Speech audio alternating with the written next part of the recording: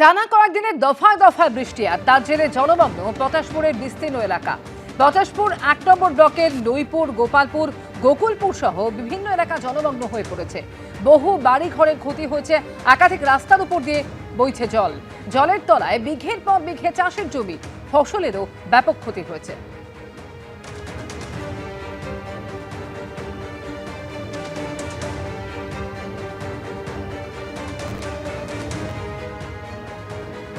জলমগ্ন পটাশপুরের বিস্তীর্ণ এলাকা, সেই ছবি আপনারা দেখতে পাচ্ছেন। যেভাবে দফায় দফায় বৃষ্টি হয়েছে তার জেরে জলমগ্ন হয়েছে এলাকা, তার জেরেই চূড়ান্ত ভোগান্তির মুখে সাধারণ মানুষ।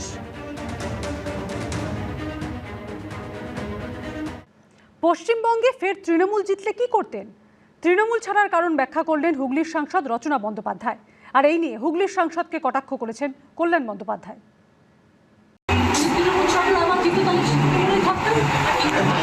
রাজনীতিতে নতুন রচনা, তৃণমূল ছাড়ার কারণ ব্যাখ্যা করলেন হুগলির সাংসদ রচনা বন্দ্যোপাধ্যায়।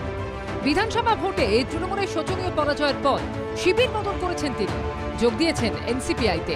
এখন তিনি এনডিএর অংশ, কিন্তু বাংলায় ফের তৃণমূল জিতলে কি করতেন? তাহলে তার অবস্থান কি হতো? তৃণমূল হেরে গেছে বলেই কি শিবির বদল? শুক্রবার চুচুড়ায় বিজেপি বিধায়ক সুবীর নাগের ভারত মাতা পুজোয় উপস্থিত হয়ে এই নিয়ে বেনজির ব্যাখ্যা দিলেন হুগলির সাংসদ। তৃণমূল হেরে গেছে বলে আপনি চেঞ্জ করলেন? যখন তৃণমূল ছিল তখনই আমি সেন্ট্রালের সাপোর্ট ছাড়াই কাজ করতে পারিনি।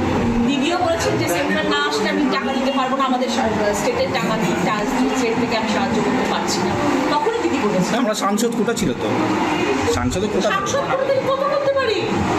4,90 লক্ষ টাকা 7টা বিধানসভায় কি হয়? কিছুই হয় না, একটা ব্রিজও তৈরি হবে। এরা সব সুযোগ সন্ধানী ভদ্র মহিলা, এরা রাজনীতিতে পচা, এরা মানুষের কাছে ঘৃণার পাত্র হয়ে গেছে। এরা তো মানুষের কাছে যায় না। এই 20 জনকে আর 60 জনকে মানুষ কিভাবে ঘৃণা করছে জানেন? এরা ঘৃণার পাত্র হয়ে দাঁড়িয়েছে। একসময় উন্নয়নের কথা বলে দলে দলে বিধায়ক সাংসদ অন্য দল ছেড়ে তৃণমূলে যোগ দিতেন। এখন সেই কালীঘাট তৃণমূলেই উল্টো স্রোত। সৌরভ বন্দ্যোপাধ্যায় রিপোর্ট, এবিপি আনন্দ, হুগলি।